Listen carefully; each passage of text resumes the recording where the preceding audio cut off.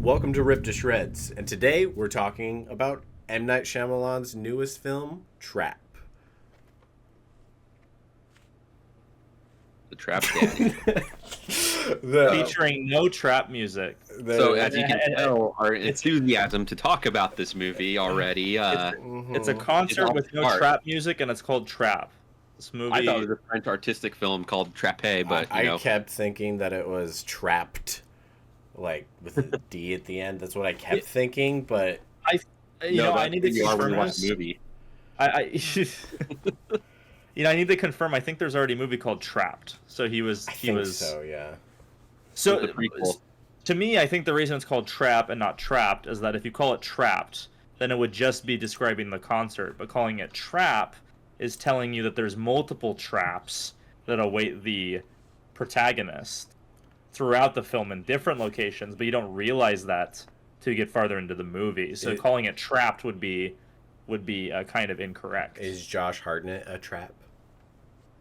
Yeah. He only has his shirt off. We never see what's He does take his shirt off. Spoiler alert. Also, spoilers. So if you actually care about the movie, go watch it before this. Spoiler alert, it's not that great, but it's not terrible. So it's fun. Yeah, you can have fun with it. You I know? still enjoyed it. If you're an M. Night Shyamalan fan, well then yeah, watch it. Stop watching this video because we're about to dig. We're about to rip it to shreds.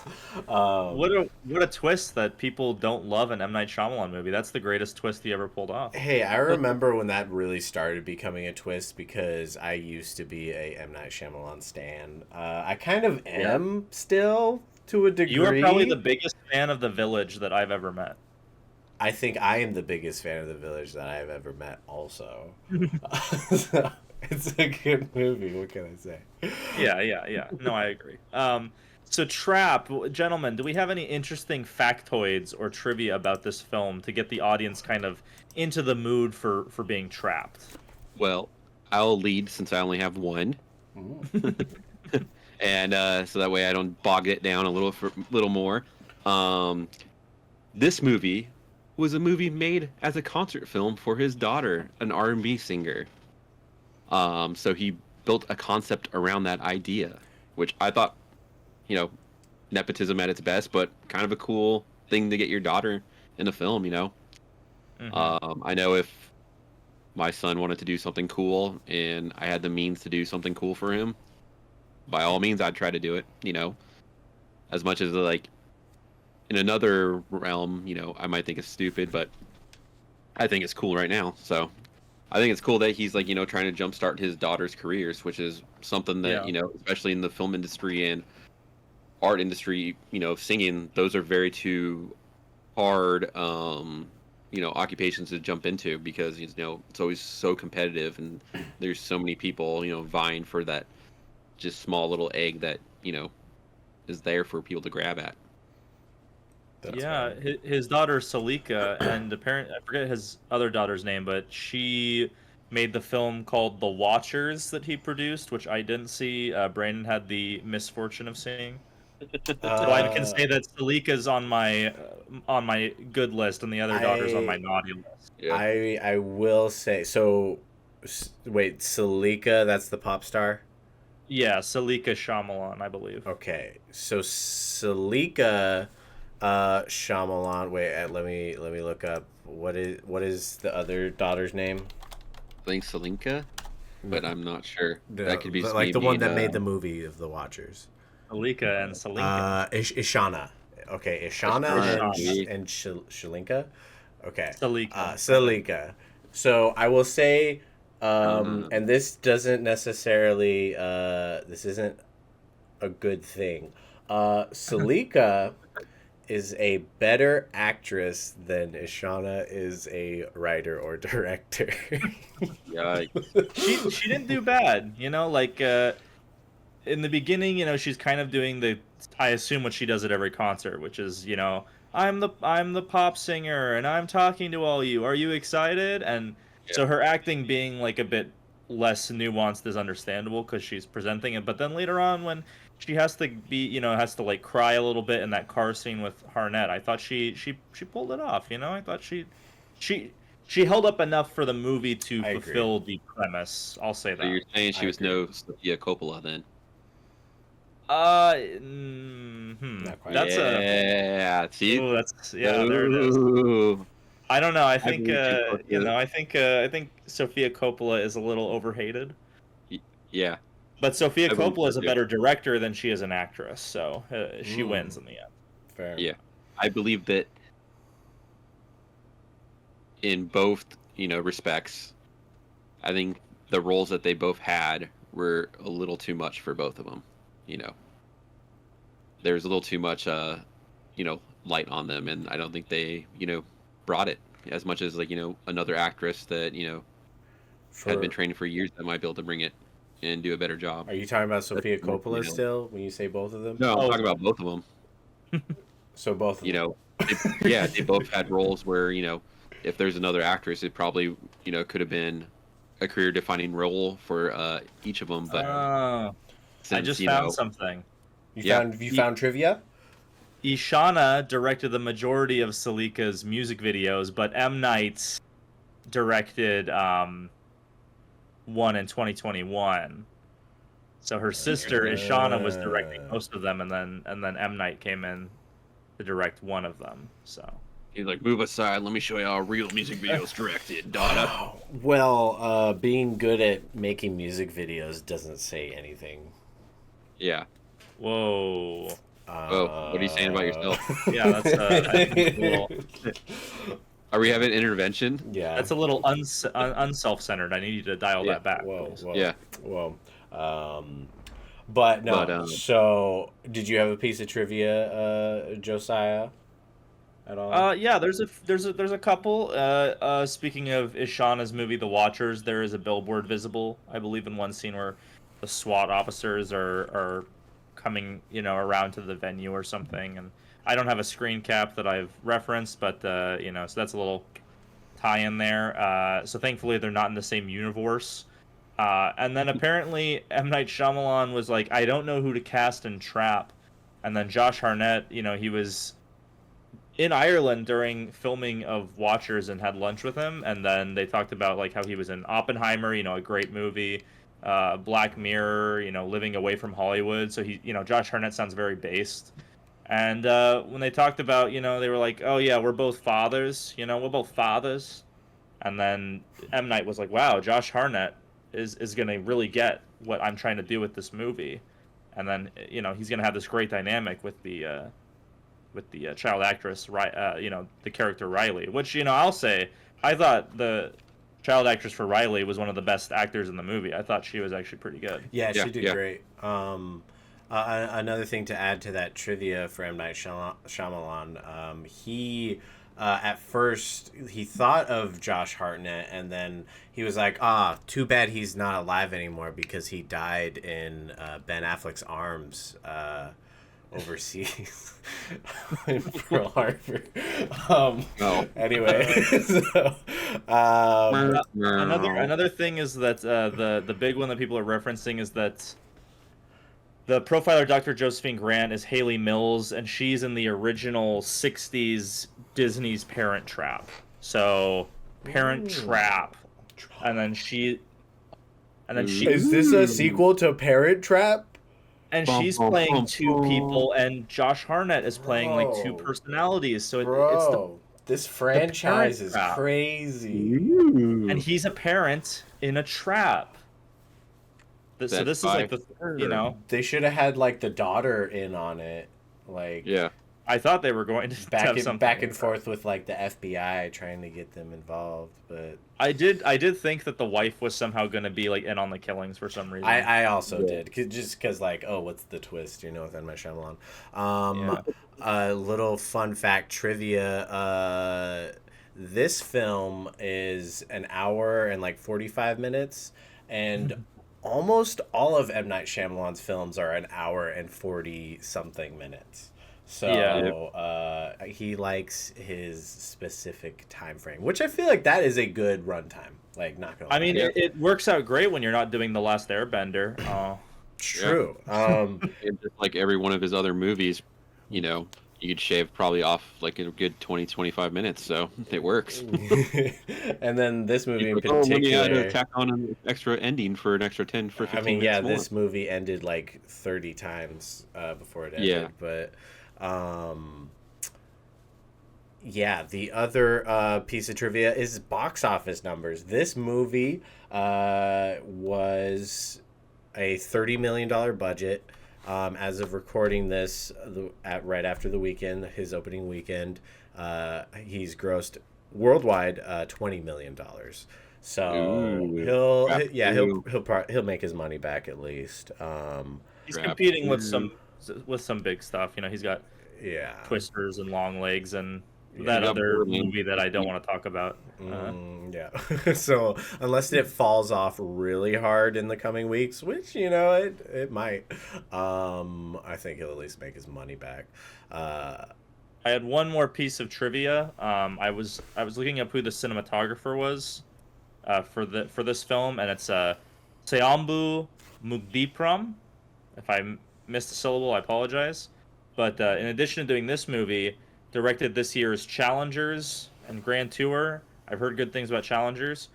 And then he also did the 2018 Suspiria and Call Me By Your Name. So, pretty good. I haven't seen the remake of Suspiria, but I intend to at some point. It is very, very good. The trailer looked good. No. One of my favorite horror movies the last couple of years. Fair enough. Do you like it more than Long Legs? I'd say they're about equal. Oh, nice. Okay. Well, that's good. Okay. But yeah, so this movie was also part of a lot of his recent movies, and in the fact that it was self-financed.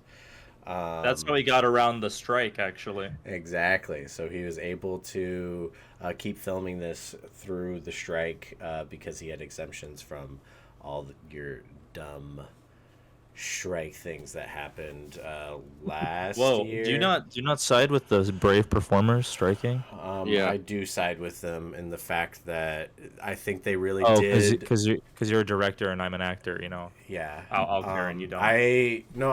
I'm part of the cause. I think they really did help the problem that was going on in Hollywood. AKA they just got themselves all fired, and now we can move forward. So,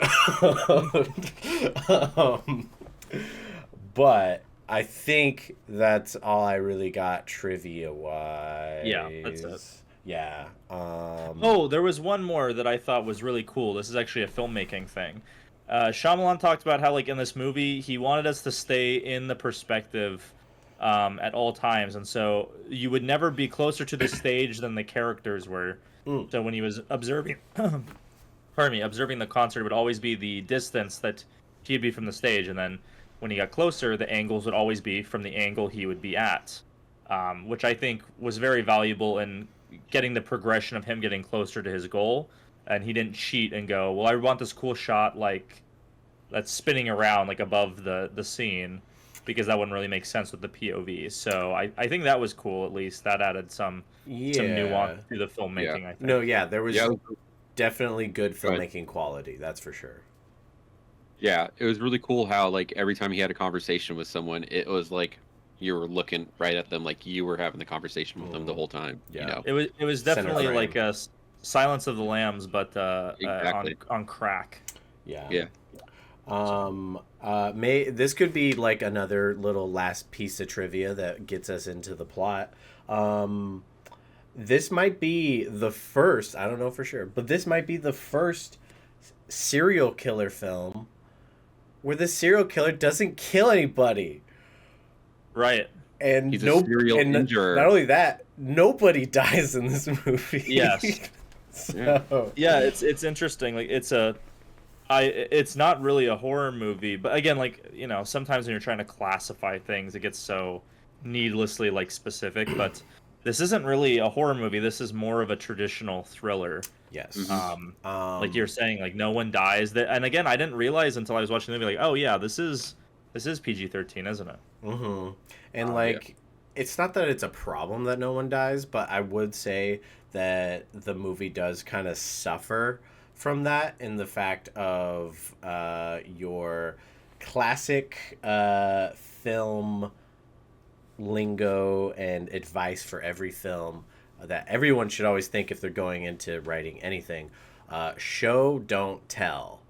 And that is the opposite of what this movie did. There was a lot of tell, don't show. And another little fun fact, that's the same reason why The Watchers by his daughter sucks, is because that movie is just all about tell, don't show, and suffers massively from it. So it's funny that this one, right after following it, suffers the same problems. I think, if you you guys know, as filmmakers, the rule is that once you've mastered the rules, you know when you can break them. So like the example I always try to give is like in Jaws, one of the best scenes is a tell don't show, and they could have shown footage of talking about the Indianapolis sinking and the sharks and stuff, but it's so much better to stay with the characters as they're telling it. And the reason that works is because the whole movie has been more show don't tell, and then you break the rule at a certain point. That's at least my perspective. At the same time, though, you are showing the traumatized look on his face telling the story. You're showing the man that survived it and the effect that it had on him, and how he's kind of this outcast who is just this shark killer, type thing. So there is still like a degree that they're showing for sure with that. But yeah, no, there are limitations to that rule. You just have to understand, right?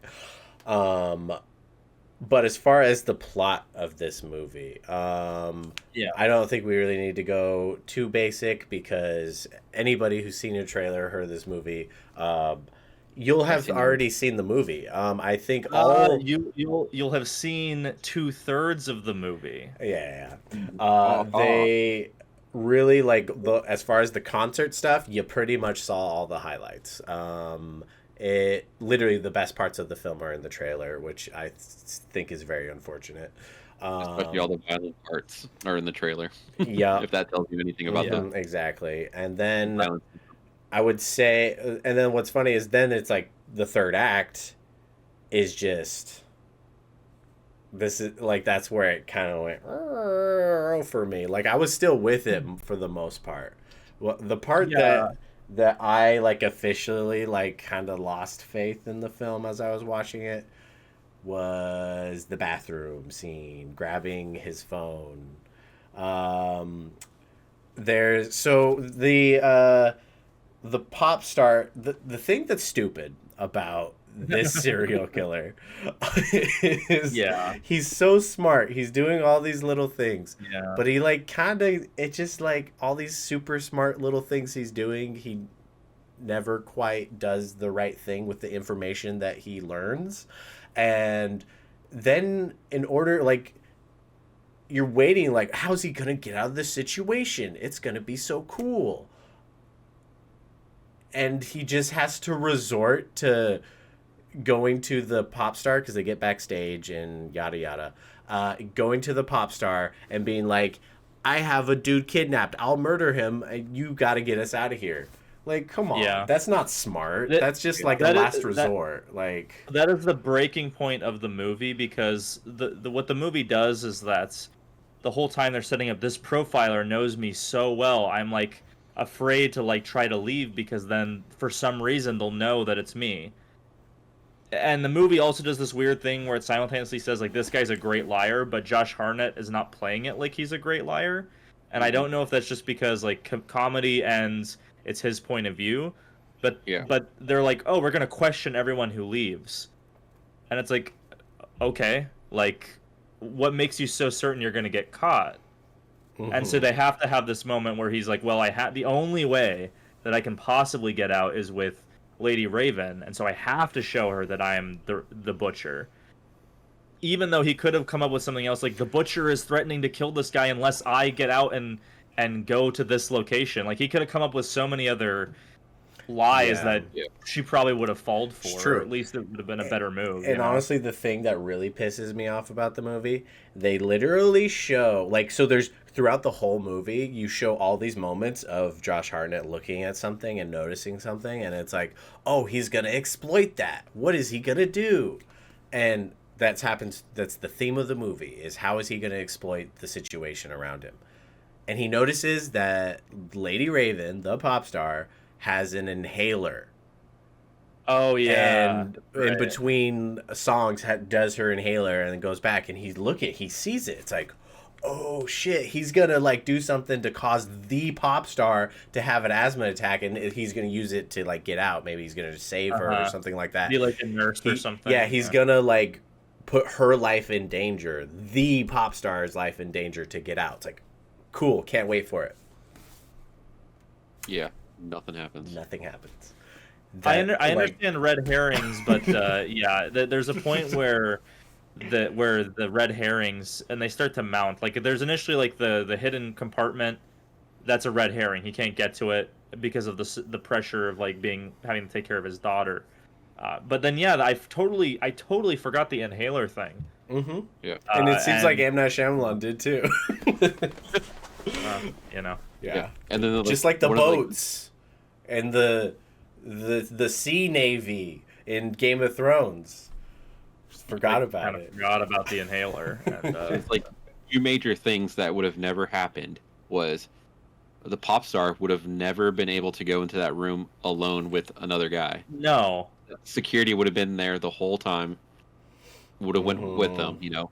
Yeah. Second thing is, he's all over in this place that's supposedly mic'd up, has cameras everywhere, and he's put oil jars in a deep fryer. Don't you think that there's cameras checking over for food safety and all that stuff? He would have been caught multiple times. It's like, if not caught in the moment, he would have screwed himself for the future. Like in that moment, that decision, he would have known who was. Yeah. They would have known that, oh, he's the butcher, or at least he's someone of interest because he's doing all these things, like pushing that girl down the stairs. Which also was just kind of like I see he tried to see if he could make an opening with that, but I also just feel like it was kind of a nothing burger. That almost felt like a hindsight. We need to actually show this guy doing something bad. Yeah. Because we are not going to portray him. He's too likable. Do you guys feel that this movie maybe like kind of partially? I don't think it's down to the rating. I think you can portray people doing violent things and still keep it PG-13. Mm-hmm. What is the reason why? I understand like keeping it within the perspective, but he's having hallucinations, but he never is like thinking of like the murders he wants to do, or like reminiscing about how nice it is to slice meat, or like there's no jokes about that, or like him flashing to something or hallucinating. He's not having a hard time like keeping away from those urges or anything like that, because he was in multiple different like advantages where, you know, he could have killed the guy getting him a t-shirt because he had the box knife, you know, and he was away from everybody else. And you know, the way that place has cameras everywhere, you know, they wouldn't have seen him kill him. You know, you could have hid the body somewhere. Yeah. I think you could have played this as an even more extreme dark comedy. Yeah. And I think Josh Hartnett would have done so good if that were the case. Yeah. It's just like, I don't know, family friendly serial killer, really? You know, the point when it gets to his house, I was still kind of with it. I understand like M. Night's reasoning of, oh, she's a public figure, so she's live streaming to like get the, you know, I thought that was kind of clever, but the thing is that the to get us to that point, to free the guy from the basement, and then just the kind of thing where we then the twist of the movie is kind of the wife, and the wife, because the whole time I was like, are they gonna explain why they know he's here? And then they do, and it's that the wife didn't know he was the butcher and didn't report that she was suspicious of him. She just left the tickets and then anonymously called And then based on that evidence, they were like, he's definitely going to be at the concerts, even though that could have been the victim's receipt. It could have been the victims. He could have given it to somebody. Yeah. Plus, they know he has a tattoo on his wrist, which is like, I'll forgive that because that could have been maybe if he's had any victims that got away or anything, they could have told that to the police. We don't need to be told that explicitly. But they did introduce that right before he showed it, so it was definitely like we never saw that earlier, and so it was like, oh hey, by the way, he has a tattoo. And then there's also like a moment later where I don't remember exactly, the daughter or somebody's talking about fake tattoos. Something, and so I was like, perfect. Dad has got tattoos. Yeah, he's gonna put a fake tattoo on his wrist, like perfect. Yeah. And it's just like, okay, what was the point of that? Having this hinge on the wife. So the reason the movie has to happen this way is that he can't get to the concert if she just calls in and says who she is. She can't do that. She has to think he might be a killer, but doesn't know, and so creates this like weird scenario where he could have just been grabbed before he even left for the concert, but then the movie wouldn't happen. Yeah. So it has to be this contrived, like weird, like roundabout way of, I thought maybe they might, check to see if you were a serial killer, but I didn't know. It's like, all right. Yeah. No, and then it all started because he was away for so long, and she thought he was cheating on her, so she followed him. Yeah. To the house, which is fine, I guess. He says the house wasn't even a house that he, did any murders in. It was just his quiet house, his house But she just knew. Yeah. Yeah. Yeah. I mean, I did like the bit where those like the cleaning solution was on his clothes, but then I was thinking like, but your husband is OCD though. He is a firefighter too. Yeah. So I don't know. But yeah, like, the really like down point where it starts to is just to very briefly. So he earlier showed the girl that he has on his phone something where he has a monitoring system of a person that he's planning on murdering. The pop star shows her that, and then makes her take them out of there, and then she takes it a step further and is like, talk to her daughter, like, let's go to your house. So they go to the house. There's this awkward, like, they're pretending nothing's wrong stuff. And then she finds an excuse to, let's take a selfie. And then just snatches the dad's phone. And then she's like, I have to go to the bathroom. And then runs to the bathroom. And then he's just like, hey, give me my phone. I'm just knocking here. But, like, legit has the most incriminating evidence. Also, just she's on the phone, she can call whoever, and then on top of everything she starts yelling and is like, hey, your husband's the butcher. She live streams, she does everything, she lets it all out. And like the fact that like Josh Hartnett didn't knock down the door like immediately is like, and then just kill her. Yeah, it's like there was so many moments where I was waiting for him to at least like, I don't know, punch her, and he didn't like ever like hurt her at all. It's like M. Night couldn't do it. It was his own daughter. Mm-hmm. He couldn't go that far. It would have been so good, especially like I would have forgiven the bathroom scene if just in the car scene where she does the pretending to be his mother thing, the classic like kind of taken from Friday the 13th, and a bunch of different movies have done it, where it's like you try to get inside the killer's head and they're like, but then he's just like, I know what you're doing, like and whatnot, but he does play into it like a little bit, and it was just like, why would he not like hit her or something at that point? It's just like, it's so many little nothing burgers, Just like, oh, come on. Because there's so many moments in this where you feel the tension, and it's like he's good at building tension, and then it's just like you never get your climax. It's just tension, tension, tension, and then eventually the movie ends. You think that where we are in our society with violence against women and domestic violence, you think something like that would have got him an R rating maybe? And that's why he shied away from it? It would have been risky. potentially. As long if it was just like a simple punch him in the face, I don't think that would have gotten an R rating. Okay, but so we know how you operate, Brandon. It's just a simple punch in the face, huh? No, yeah, just like as long as it's a backhand. Sean Connery really has some good advice. Yeah. I mean, it could. I mean, what Brandon's saying is like it could have been a slap. It could have been like a pull her hair back and say like you're gonna like sit quietly now. Like there was just there was no aggressiveness to the like they have it at the end when he has the cleaver, and then he tackles a guy and blinds him, and that's the only time. Yeah. Like he becomes the horde from Split and starts like tackling guys and resisting like 15 electrodes on him and which also why wouldn't they just straight up shoot him right there? I understand starting with the tasers, but like just keep tasing him. I don't think that's how that would go. He's a violent man who cuts people up. Do you think in today's society of issues with police brutality, maybe that would have earned an R rating?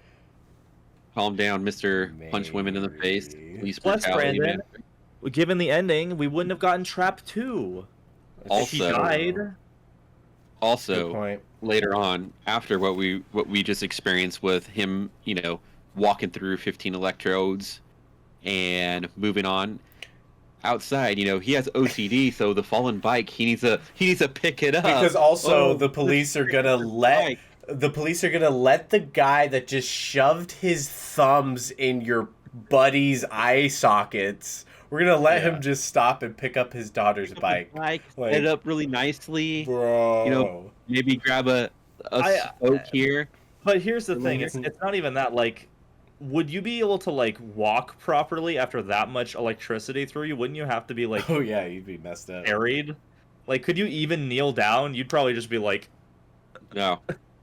You'd probably be still like too weak. You probably would have to be carried out or stretchered out, Yeah, but then we get the ending where, I mean, it's a great performance. I do think Josh Hartnett killed it. He killed it in this movie for sure. Yeah, like that's indisputable. I really think that this movie would have been great if it was rated R. And that's the thing, like the movie with the daughter and him, both of them playing off each other, that was great the whole time. Great performances. And I feel like that's where M. Night Shyamalan, kind of like excels. He always gets great performances from his main actors. It's just that his stories just literally just like are up on like climbing up on a good mountain, and then all of a sudden just the air just falls out of them and they just crash to the ground. Yeah. It's just, I just think that he starts out with these like fun premises and they're all interesting, which every time I get done watching a movie, I'm like, I'm never gonna watch another M. Night Shyamalan movie. I'm like, I get burned by all of them. Yeah. I do not want to. And literally, I went and watched Trapped, even though I knew that it was from him. And what did I do after that? I went and watched the other two. Last two films that I didn't watch because I said I wouldn't watch them, just so I could catch up. And and what do I feel afterwards? I still feel burned. But here's the thing: we all know the only reason we all watched Trap is because Alien Romulus is a week away. Yeah. Like, the only reason we were going to choose Trap over Alien Romulus is because that's what we need something for this week. And I'm going out of town this weekend, so I won't be able to do one on Romulus. Maybe. We'll see. I could see it on vacation. But the only reason... I mean, I'm choosing Alien Romulus over Trap. Even though Trap looked fairly interesting, I'm really hoping that one's good, And like every one of his films, like I was saying, he knows how to like grab people's attentions with his premises. They're all great. Like, if there was a award for best ideas, M. Night Shyamalan might be at the top because all of his films are very interesting. It's just that the execution is not always 100% there. Yeah. Yeah, I think he needs like I know he does co-write with people, but I think they need to have more influence over the second half of the project. Yeah. I also think maybe you know, he has maybe too many yes men around him too. That could be a thing, you know. And, you know, as much as there's many people like me, I bet you there's many people on the other side of the fence that, you know, can't wait to see the next M. Night Shyamalan movie. Like someone right there, I think he is. That would be Josiah you're pointing at. Game over. I'm sure Josiah would love to see M. Night Shyamalan's next movie. Okay, how about that? To be fair, I still haven't seen Knocked at the Cabin because I didn't really care for the premise, the idea of it. I was like, I still want to see it, but I've never had a strong enough urge to see it. So yeah, I bit my tongue. Yep. Why's that? Okay. Yeah. You don't want to see Dave Bautista threaten some gay men? Yeah. Right. Yeah. Yeah. I mean, Ron Weasley threatening some gay boys, maybe that would be pretty good. Right. He does. But one of the main dudes, I don't remember his name, but he's the same actor that's in Mindhunter, the Netflix show. Jonathan Groff. Jonathan Groff. Great actor. So a great show. Mindhunter's great. Recommend. You know what I heard about Knock at the Cabin? What? That J.K. Rowling sent Ron Weasley to, you know, rough up a little of the gays, you know. Yeah, so it all makes sense. So she's the hidden villain behind the whole story. Yeah, exactly. It was all her. Fair. I would say more about the plot of the movie, but neither of you have watched it, so I can't ruin the movie also for you. Fair. You know, that's the thing is I've seen most of his movies, including The Visit, although I don't remember it very well. Yeah. You know, I think Split was really what made me go, I'm gonna give this guy like another chance, and then Glass ruined it for me. So this was a rare exception where I went back to the well of the Shyamalan. Well, you can blame it on me and Brandon. Yes, I blame the fictitious dark for watching Trap. Although you know, I did enjoy it. Like it's an enjoyable time. Just don't think about it, and that's not usually what I like to say. But you know, the first half is infinitely better than the second half. The first half is actually quite enjoyable. I think as I think about it more, yes, it falls apart, but I think this really is one of those movies that if you're like a young like teenager, maybe even younger than a teenager, like a preteen, and you want like a kind of spooky movie, but you're not too sure about spooky movies, this is a great movie for you, I think. I think that's the target audience is probably the same target audience that his daughter's fans are, which is preteen girls. Yeah. Because you also got Josh Hartnett being a little cutie with his shirtlessness for no reason at the end. Hot dad action. Hot dad action, R&B. Yeah. So hey, maybe it's smart target the preteens. So he was targeting at the moms bringing the daughters to watch this movie. Yeah, so I knew what he was doing with the casting there. Look at that. Yeah. Hey, you know he does know what audience he serves. He should come out with a like a Scream 2 meta sequel where people are going to the movie theater to watch Trap. Yeah. And then they find out that they're trying to catch a serial killer that's trying to watch Trap, and then the guy's like, "Oh no!" And it's the Hollywood red carpet premiere, and it's literally Josh Hartnett, is a serial killer in real life. It's Wes Craven's New Nightmare kind of thing. Where, honestly, I would watch that. That sounds like really fun. Yeah. Trap. For sure. Trap. What, Rick? Oh, it would be called Trapped at Trap. It'd be called Trappers. Ooh. Could be. The Trap Strap. Trap. So yeah, you know, that's also one last bit of trivia before we kind of wrap up. This movie doesn't have any trivia, but we found a way to have like 50 things of trivia. Yeah. the mid-credit scene was improv in the middle when there was a lull in filming where the actor's like, "Hey, what if my character was reacting to this?" And M. Night was like, "Let's film that," and then they put it in. That's great. That's pretty good. So that's cool. I thought it was a great scene. Nice. It was fun. Yeah. It's like the same origin of how X turned into a trilogy. Really? Yeah, Ty West and Mia Goth. Yeah. Wrong person. Selena Gomez. Yeah, you're right. They were when they were filming X. I think they had already filmed it, but then they had to wait. They were put in During 30-day quarantine because they filmed it in 2020. So Right. regardless were of in anybody Australia. not being sick, they had to do a 30-day quarantine to get back into the country. And so they were bored out of their minds and started writing. They're like, I feel like we could do a sequel to this, and so they just literally wrote two different. I think they wrote Pearl, and then they spitballed ideas for Maxine and stuff, and he wrote that later. But I'll watch those at some point. yeah, Pearl is a great Pearl. movie. X is alright. I still haven't watched Maxine. Maxine's good. X is good. Pearl's good. They're all like pretty much on a good level. So Solid. you should check them out. Yeah, they're all Just solid. like Trap. Just like Trap, but definitely maybe not not so PG-13. Maybe not so much. I'd don't love to have see a version of hundreds. X where you don't see any murder. Do you see all the other things? Because that Yeah. would just Yeah. be Yeah. called that would just Yeah. be called a porno. You see lots- Yeah, just old persons. He'd see lots of Kid Cudi. Oh God. Kid Yeah. Cudi was in Trap. Yes. Yeah. It was so funny. That was a pretty good little spot. Yeah. Like Good old Cudi M. Night kid. came close with that cameo. I was like, be very careful. Yeah. I'm her uncle. I was like, okay. All right, let's keep it in check.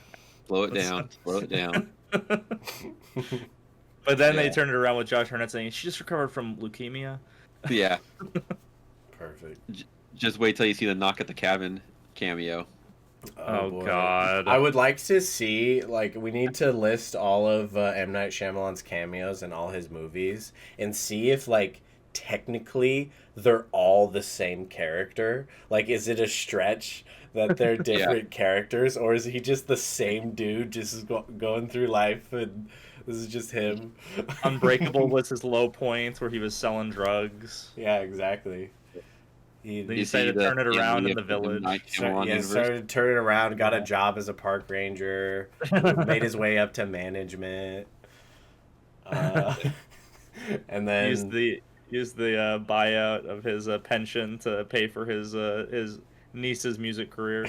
Yeah. had and then thought he could be a writer and just didn't have a job for a while. Hey, M. Night Shyamalan's not a bad actor. I'll give him that. I think people give him shit, but I always like his little cameos. Yeah. I do too. Alrighty. Is that it for Trap? Did we trap our audience into watching this almost 40-minute video? I think so. I think the last thing that we need to do is give your ratings. What do you rate it? I think it is a very middle of the road movie, honestly. Like maybe I'm starting to prefer the 5-star rating more than like a out of 10 thing. So I don't know, maybe a 2.5 if I But see, the 5 and the 10 are the same thing because the half star is one. But anyway, Yeah.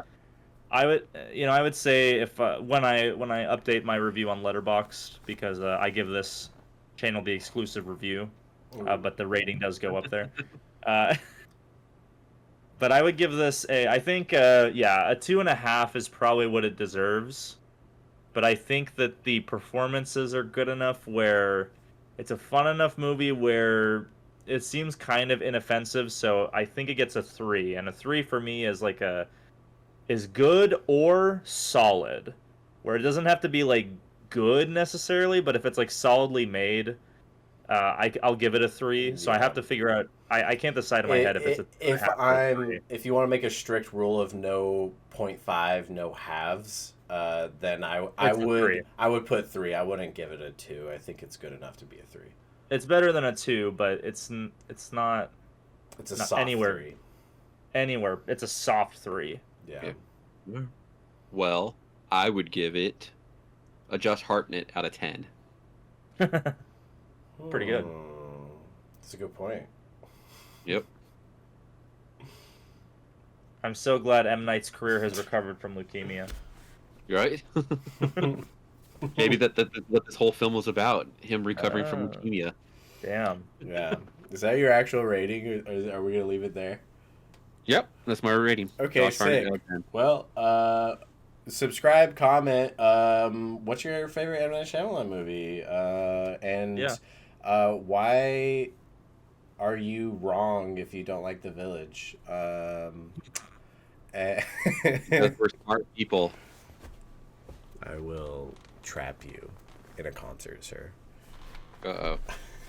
And they're just blaring The Village. Uh-oh. I might die. Max I might die. I think you will. I might die a more severe death than what we saw on Trap. Woof. Woof. Woof. Woof. Woof, woof. Woof, woof, woof. All right. Well, gentle boys, I think it's time for us to say our goodbyes. All right. Bye. Bye. Bye.